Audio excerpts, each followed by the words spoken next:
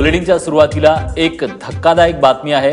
जम्मू काश्मीरच्या गुलमर्गमध्ये रोपवेवर झाड कोसळलं आणि त्यात एकूण 7 जणांचा मृत्यू झालेला आहे।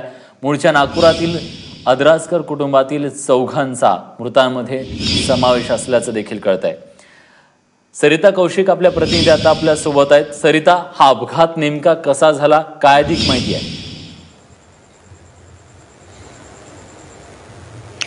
गुलमर्गला हा परिवार गेला होता। 4 जणांचा हा परिवार होता। जयंत आंद्रस्कर, त्यांची पत्नी मनीषा, त्याचबरोबर त्यांच्या 2 लहान मुली जान्हवी आणि अनघा, अशा त्यांच्या 2 लहान मुलींचं नाव आहे। ते काश्मीरला सुट्टीसाठी म्हणून गेले होते। गुलमर्ग जे एक पर्यटन क्षेत्र आहे, तिथं रोपवेवर गंडोलाचा राईड ते घेत होते। त्यावेळेला जोरात वादळ वारं तिथं सुरू होतं आणि एक झाड रोपवेवर पडलं।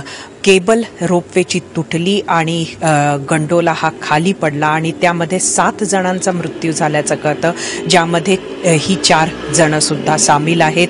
हा परिवार मूळतः नागपूरचा आहे, मात्र जयंत आंद्रस्कर हे नोकरीसाठी म्हणून शासकीय नोकरीत आहेत असं कळतं। ते दिल्लीला 1.5-2 वर्षाआधी नागपूर सोडून गेलेले आहेत, मात्र त्यांचा पूर्ण परिवार हा नागपूरला आहे। अत्यंत धक्क्यात हा परिवार आहे। त्यांना ही माहिती आता संध्याकाळी कळली आणि ते काश्मीर, त्याचबरोबर बाकीचं जे काही ॲडमिनिस्ट्रेशन आहे त्यांच्याशी संपर्क करून पुढचं काय करता येईल, काय माहिती मिळते, ह्यामध्ये सध्या परिवार लागलेला आहे। विलास, त्यांचे मृतदेह कधीपर्यंत येऊ शकतात, त्या संदर्भात काही माहिती मिळालेली आहे का? ते हाती लागलेत का मुळात?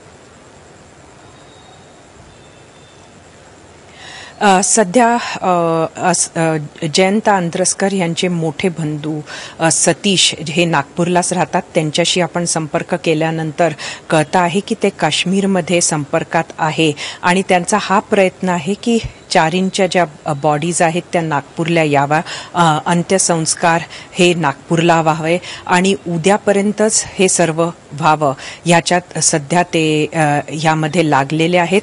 मात्र अजून कुठलाही फायनल प्लॅन झालेला नाहीये। सध्या हे सगळं कसं काय करता येतं आणि त्यात परिवार जो आहे तो शॉकमध्ये सुद्धा आहे, त्यामुळे ह्यातून आता ते मार्ग काढण्याचा प्रयत्न करत आहेत। विलास।